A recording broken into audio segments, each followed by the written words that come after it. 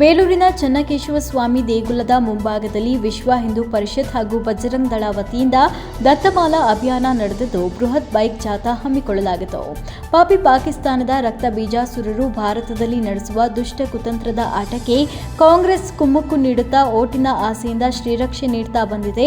ಮುಂದೆ ನಿಮ್ಮ ಕುತಂತ್ರದ ಆಟ ನಡೆಯೋದಿಲ್ಲ ಅಂತ ಶ್ರೀರಾಮ್ ಸೇನೆ ಸಂಸ್ಥಾಪಕ ರಾಷ್ಟ್ರೀಯ ಅಧ್ಯಕ್ಷ ಪ್ರಮೋದ್ ಮುತಾಲಿಕ್ ಎಚ್ಚರಿಕೆ ನೀಡಿದರು. ಸುಪ್ರೀಂ ಕೋರ್ಟ್ ಈಗಾಗಲೇ ಹಿಂದೂಗಳ ಆಸ್ತಿ ಧಾರ್ಮಿಕ ದತ್ತಿಗೆ ಇಲಾಖೆಗೆ ಒಳಪಟ್ಟಿದೆ ಅಂತ ಸ್ಪಷ್ಟ ಸಂದೇಶ ನೀಡಿದೆ.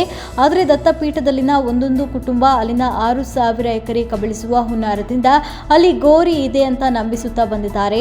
ಯಾವುದೇ ದಾಖಲೆ ಇಲ್ಲ. ಹಿಂದೂಗಳನ್ನ ವಿನಾಕಾರಣ ಕೆಣಕಿದ್ರೆ ನಾವು ಇಲ್ಲಿಯ ಬಿಲದಲ್ಲಿ ಅಡಗಿದ್ರೂ ಬಿಡೋದಿಲ್ಲ. ಅಗತ್ಯ ಇದ್ರೆ ಪಾಕಿಸ್ತಾನಕ್ಕೆ ಹೋಗುವೆ.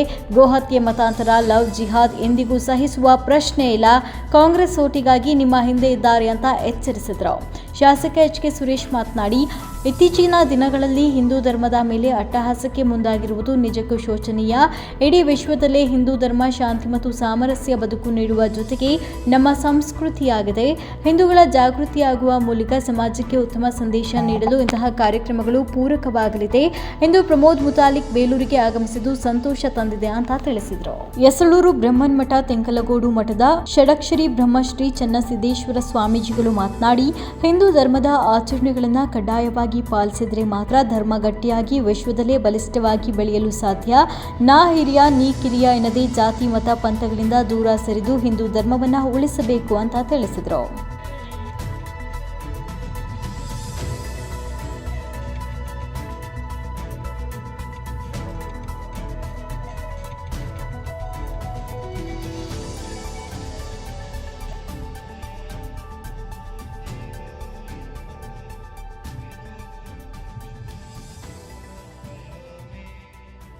ಇರುವಂತ ಇಡೀ ದೇಶವನ್ನ ರಕ್ಷಣೆ ಮಾಡ್ತಾ ಇರುವಂತ ನರೇಂದ್ರ ಮೋದಿ ಕೂತಿದ್ದಾರೆ.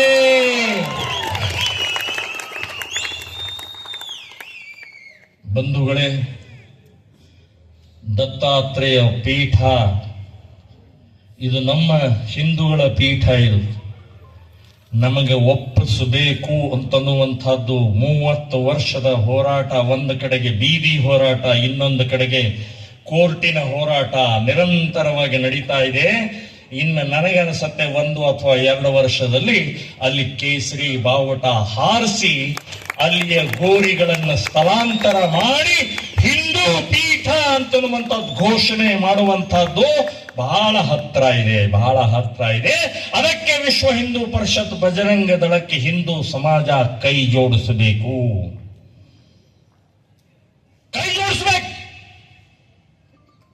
ನಾವು ಲಾಠಿ ಹೇಳ್ತಿದ್ದೇವೆ, ನಾವು ಜೈಲಿಗೆ ಹೋಗ್ತೇವೆ, ನಾವು ಕೇಸ್ ಹಾಕೊಳ್ತೇವೆ. ನೀವು ಕೈ ಜೋಡಿಸಿ ಧನದಿಂದ ಸಹಕಾರ ಕೊಡಿ. ಈ ದೇಶದಲ್ಲಿ ಆಗ್ತಾ ಇರುವಂತಹ ಅತಿಕ್ರಮಣವನ್ನ,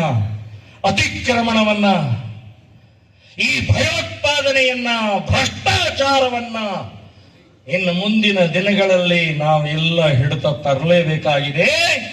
ಅವರು ಮುಸ್ಲಿಮರು, ಇಸ್ಲಾಮಿಕ್ ಟೆರರಿಸ್ಟ್, ಹಿಂದೂ ಅಂತ ಕೇಳಿ ಗುಂಡು ಹೊಡೆಯೋದಾದ್ರೆ, ಹಿಂದೂ ಅಂತ ಕೇಳಿ ಹೆಣ ಉರುಳಿಸೋದಾದ್ರೆ, ಹಿಂದೂ ಅಂತ ಕೇಳಿ ರಕ್ತ ಹರಿಸೋದಾದ್ರೆ, ನಾವು ಕೂಡ ಇನ್ನು ಮೇಲೆ ಧರ್ಮ ಕೇಳಿ ವ್ಯಾಪಾರ ಮಾಡಬೇಕು. ನಾನು ಗುಂಡು ಹೊಡಿಬೇಕು ಅಂತ ಹೇಳ್ತಾ ಇಲ್ಲ, ರಕ್ತ ಹರಿಸಬೇಕು ಅಂತ ಹೇಳ್ತಾ ಇಲ್ಲ. ಧರ್ಮ ಕೇಳಿ ವ್ಯಾಪಾರ ಮಾಡಿ. ನೀನು ಹಿಂದೂ ಇದೆಯಾ, ನಿನ್ನ ಕಡೆಯಿಂದ ಹಣ್ಣು ತಗೊಳ್ತೀನಿ. ನೀನು ಹಿಂದೂ ಇದೆಯಾ, ನಿನ್ನ ಆಟೋ ಹತ್ತುತ್ತೀನಿ. ನೀನು ಹಿಂದೂ ಇದೆಯಾ, ನಿನ್ನ ನಾನು ಹಣ್ಣು ತಗೊಳ್ತೀನಿ ಅಂತನ್ನುವಂತಹದ್ದು ನಾವು ಪ್ರಾರಂಭ ಮಾಡಬೇಕು. ನಮ್ಮ ಧರ್ಮವನ್ನು ಉಳಿಸೋಕೆ, ಹಿಂದೂಸ್ಥಾನವನ್ನು ಉಳಿಸೋಕೆ, ದೇಶ ಧರ್ಮವನ್ನು ಉಳಿಸೋಕೆ ಸಿದ್ಧಿಯಾಗಿರ್ತಕ್ಕಂಥದ್ದು. ಬೇಲೂರಿನ ಜನನೂ ಸಹ ತುಂಬಾ ಸಮೃದ್ಧಿಯನ್ನು ಹೊಂದಿರತಕ್ಕಂಥದ್ದು. ಯಾವುದೇ ಗೊಂದಲಕ್ಕೆ, ಘರ್ಷಣೆಗೆ ಅವಕಾಶ ಇಲ್ಲದಲೇ ಯಾವುದಾರ 224 ಕ್ಷೇತ್ರದಲ್ಲಿ ಪ್ರೀತಿ ವಿಶ್ವಾಸದಿಂದ ಒಂದು ಕ್ಷೇತ್ರ ಇದೆ ಅಂದ್ರೆ ಅದು ಬೇಲೂರು ಅಂತಕ್ಕಂಥದ್ದನ್ನು ನಾನು ಈ ಸಂದರ್ಭ ಹೇಳ್ಬೋದು. ಹಾಗಾಗಿ ಹಿಂದುತ್ವಕ್ಕೆ ಅತಿ ಹೆಚ್ಚು ಶಕ್ತಿಯನ್ನು ಕೊಡ್ತಕ್ಕಂತಹ, ಹಿಂದೂ ಭಾವನೆಗಳನ್ನ ಅರಿತು ಎಲ್ಲ ಕಾರ್ಯಕ್ರಮಗಳನ್ನ ನೆರವೇರಿಸ್ತಕ್ಕಂತಹ, ವಿಶೇಷವಾಗಿ ವಿಶ್ವವಿಖ್ಯಾತ ಆಗಿರ್ತಕ್ಕಂಥ ಚನ್ನಕೇಶವನ ಸ್ಮರಣೆಯಿಂದ ಹಿಡಿದು ತಾಯಿ ಭಾರತಾಂಬೆಯನ್ನ ತಾಯಿ ಭುವನೇಶ್ವರಿಯನ್ನ ವಿಶೇಷವಾಗಿ ಇವತ್ತೇನಾರ ದತ್ತ ಜಯಂತಿ ಅಂತಕ್ಕಂಥದ್ದು ಏನಾರ ಪ್ರಾರಂಭ ಆಗಿದ್ರೆ ಅದು ಚಿಕ್ಕಮಗಳೂರಿನಿಂದ ಇರ್ಬೋದು, ಅದು ಬೇಲೂರಿಂದ ಪ್ರಾರಂಭ ಅಂತಕ್ಕಂಥದ್ದನ್ನ ನಾನು ಈ ಸಂದರ್ಭದಲ್ಲಿ ಹೇಳ್ಬೇಕಾಗುತ್ತೆ. ಅನೇಕ ನಮ್ಮ ನಾಯಕರುಗಳಿಲ್ಲ ಈ ಭಾಗದ, ಪ್ರಪ್ರಥಮವಾಗಿ ಹೇಳ್ತಾ ಇದ್ರು ಎಲ್ಲ ನನ್ನ ಸ್ನೇಹಿತರುಗಳು, ಗೆಂಡಳ್ಳಿ ಭಾಗದ ಎಲ್ಲ ಸ್ನೇಹಿತರುಗಳು, ಪ್ರಥಮವಾಗಿ ಕೇಸು ಬಿದ್ದಿದ್ದು ಯಾರ ಮೇಲೆ ಅಂದ್ರೆ ಬೇಲೂರವ್ರ ಮೇಲೆ. ಬೇರೆ ದೇಶಗಳು ಬೇರೆ ಬೇರೆ ದೇಶಗಳ ಮೇಲೆ ದಾಳಿಯನ್ನ ಮಾಡಿದ್ದವು. ಆದ್ರೆ ಬ್ರಿಟಿಷರು, ಡಚ್ಚರು, ಮೊಘಲರು, ಪೋರ್ಚುಗೀಸರು ಎಲ್ಲರೂ ಕೂಡ ದಾಳಿ ಮಾಡಿ ನಮ್ಮ ಸಂಪತ್ತನ್ನ ಲೂಟಿ ಮಾಡಿದ್ರು ಕೂಡ ಇವತ್ತಿಗೂ ಭಾರತ ತಲೆ ಎತ್ತಿ ಮೆರಿತಾ ಇದೆ ಅಂತ ಕೇಳಿದ್ರೆ ಅದು ನಮ್ಮೆಲ್ಲರ ಒಂದು ದಿವ್ಯ ಶಕ್ತಿಯಿಂದ ಅಂತಕ್ಕಂಥದ್ದನ್ನ ನಾವು ಅರ್ಥ ಮಾಡ್ಕೊಳ್ಬೇಕು. ಹಿಂದೂ ಧರ್ಮ ಅಂತಕ್ಕಂಥದ್ದು ಕೇವಲ ಒಂದು ಧರ್ಮ ಅಲ್ಲ, ಪ್ರತಿಯೊಬ್ಬ ಹಿಂದುವಿನ ಅಸ್ಮಿತೆ ಅಂತಕ್ಕಂಥದ್ದು.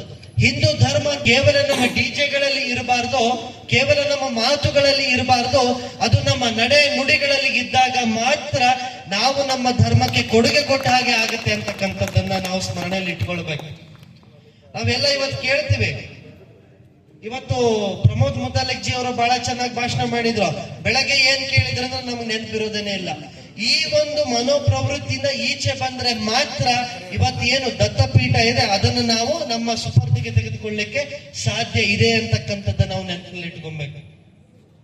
ಇವತ್ತು ಪ್ರಸ್ತುತ ಹೇಗಿದೆ ಪರಿಸ್ಥಿತಿ ಅಂತ ಕೇಳಿದ್ರೆ ನಮ್ಮ ತನಕ್ಕಾಗಿ ನಾವು ಹೋರಾಡಬೇಕಾದಂತ ಅನಿವಾರ್ಯತೆ ಇವತ್ತು ನಿರ್ಮಾಣ ಆಗಿದೆ. ಬಹುಶಃ ಇದಕ್ಕೆ ಸ್ವಾಮಿ ವಿವೇಕಾನಂದರು ಹೇಳಿದ್ರು, ಏಳಿ ಎದ್ದೇಳಿ ನಿಲ್ಲದಿರಿ ಗುರಿ ಮುಟ್ಟುವ ತನಕ ಅಂತಕ್ಕಂಥದ್ದನ್ನ. ಅಲ್ಲಿ ಗಮನಿಸಬೇಕಾದಂತ ಅಂಶ ಏನು ಅಂದ್ರೆ, ಏಳಿ ಅಂತ ಒಂದೇ ಸತಿ ಹೇಳಬಹುದಾಗಿತ್ತು, ನಾವು ಏಳಿ ಅಂತ ಒಂದೇ ಸತಿ ಹೇಳಬಹುದಾಗಿತ್ತು.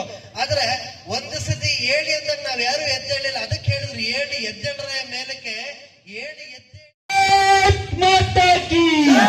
ಸನಾತನ ವೈದಿಕ ಧರ್ಮಕ್ಕೆ, ಸನಾತನ ವೈದಿಕ ಧರ್ಮಕ್ಕೆ, ಭಾರತ್ ಮಾತಾ ಕಿ. ವರದಿ ಗಣೇಶ್ ಬೇಲೂರು. ಮೆಂಡು ನ್ಯೂಸ್ ನೆಟ್ವರ್ಕ್, ಸತ್ಯದ ಕನ್ನಡಿ.